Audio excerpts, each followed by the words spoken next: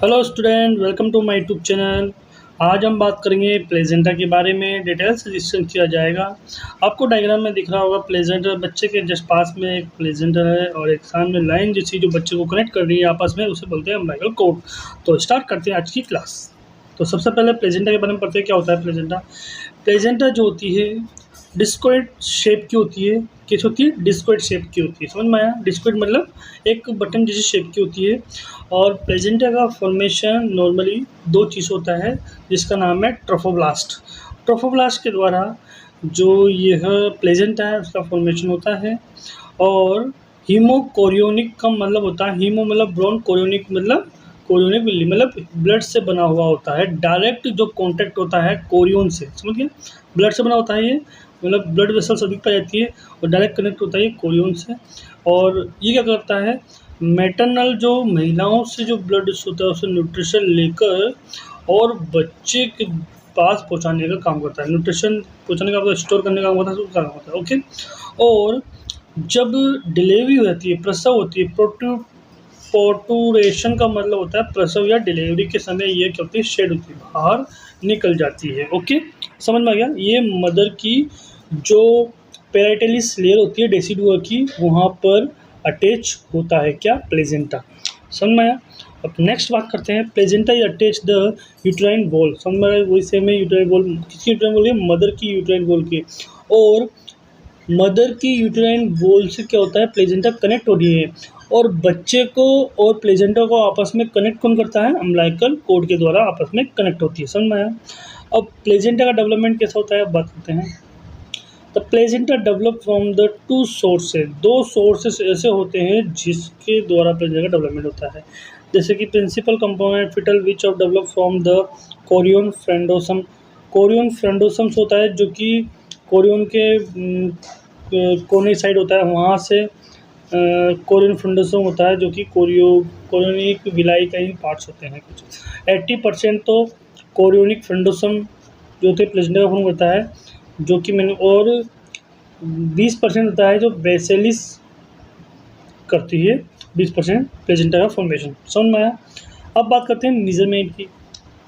क्या है, कैसा दिखता है, डायमीटर क्या होता है, वेट कितना है, ये सारी चीज़ें का डिस्कशन किया जाएगा। ओके। तो डायमीटर होता है इसका 15 से 20 सेंटीमीटर होता है। थिकनेस की बात करें तो 3 सेंटीमीटर होती है। जैसे कि पेरिफेरल से बात करें तो पेरिफेरल से तो होता है 1 to 1.5 सेंटीमीटर होता है, जबकि सेंटर से बात करते हैं तो 2.5 सेंटीमीटर होता है। मतलब साइडों से तो पतला होता है और बीच से थिक होता है। समझ में आया? अब बात करते हैं वेट की, बात करते हैं। फिटस का वेट मान के चलो 3000 ग्राम्स है और प्लेजेंटा का ग्राम है 500। तो इसको 6:1 के रूप में भी लिख सकते हैं कि बच्चे का वेट इतना है और प्लेजेंटा का वेट इतना होता है। ये इंपॉर्टेंट है, एग्जाम में पूछा जाता है। नॉर्थ स्टेट जितने भी एग्जाम होते हैं, नॉर्थ स्टेट से जो राज्य में से सीधी अदर स्टेट के एग्जाम में पूछने की संभावना होती है, तो प्लीज़ इसको अच्छे से पढ़िए। ओके। अब प्लेजेंटा वॉल्यूम की बात करते हैं कि प्लेजेंटा में कितना ब्लड वॉल्यूम होता है। 500 ml तो ब्लड वॉल्यूम होता है, जिसमें एक इंटरविलस स्पेस होता है, जिसमें 150 ml तो ब्लड फिल होता है। और विली जो सिस्टम होता है, विलाई सिस्टम होता है, उसमें 350 ml होता है, जिसका काम ही होता है ब्लड को एक्सचेंज करना, न्यूट्रिएंट ट्रांसफर करना, ये सारे काम होते हैं, और वेस्ट को ट्रांसपोर्ट करना, एक्सपेल आउट करना। ओके। अब बात करते हैं एमनियन एंड कोरियोनिक क्या है। एमनियन वह है जो कि बच्चों के जस्ट इनर वाइज सरफेस में होता है, जो कि एमनियोटिक फ्लूइड्स होता है। इसके अंदर एमनियन के अंदर एमनियोटिक कैविटी के अंदर एमनियन भरा होता है। समझ में आया? जिसमें फिटस क्या होता है, प्रेजेंट होता है। कोरियन सबसे आउटर लेयर होती है, आउटर लेयर होती है, जो कि स्पेशल आउटर लेयर होती है, जो इसका काम भी होता है कि प्लेजेंटा का फॉर्मेशन करना। कोरियन का काम भी होता है प्लेजेंटा का फॉर्मेशन, इसका ट्रांसफर होता है, न्यूट्रिशन देने का भी काम होता है, वेस्ट कंटेन का भी काम होता है, और ब्लड ट्रांसफ्यूजन का भी काम होता है। ओके, समझ में आ गया? अब बात करते हैं प्लेजेंटा के दो सरफेस होते हैं, एक होता है फिटल सरफेस, एक होता है मैटरनल सरफेस। अब हम बात करेंगे फिटल सरफेस की। सबसे पहले बात करेंगे फिटल सरफेस। फिटल सरफेस क्या होता है? Foetal surface is covered by the smoothy and glistering amino with the umbilical cord attach at the near the centre. अब आपको इसको मैं डायग्राम के माध्यम से समझाता हूँ कि ये कैसा है। समझ में? जैसे कि डायग्राम है, ये है फिटल सरफेस, ये जो दिख रहा है आपको सामने, जैसे कि जूम करके दिखाता हूँ, ये है फिटल सरफेस। शाइनी है, स्मूथी है, और रफ नहीं है, स्मूथी है। और ये किससे कनेक्ट होता है, ये देखो ये है अम्बिलिकल कॉर्ड से अटैच है। तो इस वाले पार्ट को ही, एंटीरियर वाले पार्ट को क्या बोलते हैं, फिटर सरफेस। और जो पोस्टीरियर वाला पार्ट होगा उसे मैटरनल सरफेस होगी, वो खुरदर होगा, ब्लीडिंग वाली होगी वो सरफेस। ओके, समझ में आया। चलते उसी उसी जगह चलते हैं। ये रहा। तो हमने क्या पढ़ा था, the foetal surface is covered by the smoothy and glistering amino with the umbilical cord attach है और नियर द सेंटर पर ही अम्बिलिकल कॉर्ड अटैच होती है और स्मूथी है। ओके, समझ में आया। At the term about the 4 to 5 month of placenta, और 4 से 5 मंथ में प्लेजेंटा का जब डेवलपमेंट हो जाता है प्योर मिच्योर में, अबाउट टर्म इसे बोलते हैं 4 से 5 मंथ। अब बात करते हैं मेटरनल सरफेस। मेटरनल सरफेस क्या होता है, it is a rough and spongy surface है, रफ सरफेस है और बहुत सारी ब्लड वेसल्स होती है, लार्जर वेसल्स होती है, जिसके कारण वो स्पंजी सरफेस होता है ना। डार्क रेड होता है, डार्क रेड होता है क्योंकि अधिकतर इसमें कोरोनिक विलाई प्रेजेंट होते हैं, और कोरोनिक विलाई काम ही होता है कि ब्लड होता है, इसमें ब्लड वेसल्स होते हैं, ब्लड होते हैं, जिसके कारण ये डार्क रेड होता है। समझ में आया।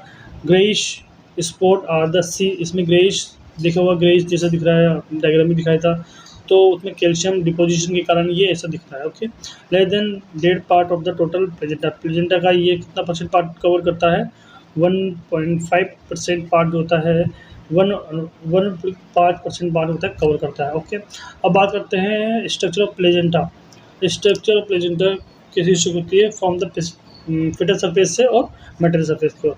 तो प्लेजेंटा कंसिस्ट 2 प्लेट्स। प्लेजेंटा में कितनी 2 प्लेट्स होती हैं, आउटर कॉल, जैसे आउटर प्लेट का बोलते हैं, जैसे कोरियोनिक बोल सकते हैं, या इनर कॉल बेसल बोल सकते हैं। समझ में आया। Space below the plates, space होता है 2, मतलब प्लेट्स के बीच में 2 स्पेस होता है, उसे बोलते हैं इंटरविल स्पेस, और इंटरविल स्पेस में ही 150% ब्लड फिल होता है। Which are the contain stem villi, primary villi बोल सकते हैं जिसे, and which branch of it is a branches, और जो कि विलाई की बहुत सारी ब्रांचेस होती है, जिसका काम ही होता है ब्लड को एक्सचेंज करने का। अब इंटरविलर स्पेस जो होता है fill by the straw flowing maternal blood. Maternal जो इंटरविलर स्पेस होता है प्लेजेंटा के अंदर, उसमें माटर का जो ब्लड होता है वहाँ वो ब्लड इंटर स्पेस में होता है, और इंटर स्पेस का काम क्या होता है, ब्लड को में जो भी न्यूट्रिशन होता है, ऑक्सीजन होता है, जो भी वेस्ट उसको ट्रांसफर करने का काम होता है मैटरनल ब्लड, क्योंकि महिला में ऑक्सीजन होती है, न्यूट्रिशन होती है, और वो बच्चे तक पहुँचा जाता है। ओके, समझ में आया। The stem primary villi originate from the chorionic plates, और ये क्या करता है, बनाता है कोरियोनिक प्लेट, क्या करता है प्राइमरी विलाई बनाता है, and extend toward the basal plate, और आगे जाकर किस में एक्सटेंड होता है, वो बेसल प्लेट में कन्वर्ट होती है। ओके, स्टेम विलाई का मतलब समझना, ये प्राइमरी सेकेंडरी टर्शियरी विलाई दोनों हुए है ना। तो प्राइमरी फ्रॉम द तो stem villi from the primary, जैसे प्राइमरी विलाई है और सेकेंडरी विलाई है और टर्शियरी विलाई है, अकॉर्डिंग टू प्रोग्रेसिव डेवलपमेंट। जैसे जैसे डेवलपमेंट होता है प्राइमरी विलाई बनता है, फिर सेकेंडरी विलाई बनता है, फिर टर्शियरी विलाई बनता है। अगर आपको कोरियोनिक विलाई की कंप्लीट डिटेल से वीडियो देखनी है तो प्लीज़ हमारे प्लेलिस्ट में जाइएगा, आप कोरियोनिक विलाई के बारे में पता जाएगा, उसमें डिटेल से, और जब आपको इस क्लास को दिखेगा ताकि आपको अच्छे से समझ में आ सके। ओके, समझ में आया। तो human placenta contain about the 60, मतलब ह्यूमन प्लेजेंटा होते हैं वो 60% जो होता है स्टेम विलाई से मिलकर बना होता है, पूरी विलाई से मिलकर बना होता है, क्योंकि विलाई का काम ही होता है, आपको बता दिया पहले भी, कि ब्लड फॉर्मेशन, ब्लड में जो भी न्यूट्रिशन ऑक्सीजन अप्लाई करना और अच्छे से ब्लड वेसल बनाना, है ना। विलाई का फंक्शनल यूनिट होता है प्लेजेंटा का, फंक्शनल यूनिट होती है प्लेजेंटा की, जो प्लेजेंटा की जो फंक्शनल यूनिट होती है क्या होती है, विलाई होती है, because they are the responsible of exchange between the maternal foetal blood, जो कि इसका काम होता है एक्सचेंज महिला माता से मैटरनल से फिटर तक न्यूट्रिशन को, ऑक्सीजन को ट्रांसफर करना। Okay, the few villi are called the unclenching of the placenta decidua, this some the provide nutrition, और जिसका काम होता है कि न्यूट्रिशन ऑक्सीजन को सप्लाई करना बच्चे तक, और सारी जो भी न्यूट्रिशन हो फुलफिल करना। ओके, समझ में आया। अगर आपको हमारी वीडियो से कुछ नॉलेज या कुछ सीखने को मिलता है तो प्लीज़ हमारे चैनल को लाइक, शेयर, सब्सक्राइब करना ना भूलें। Thank you.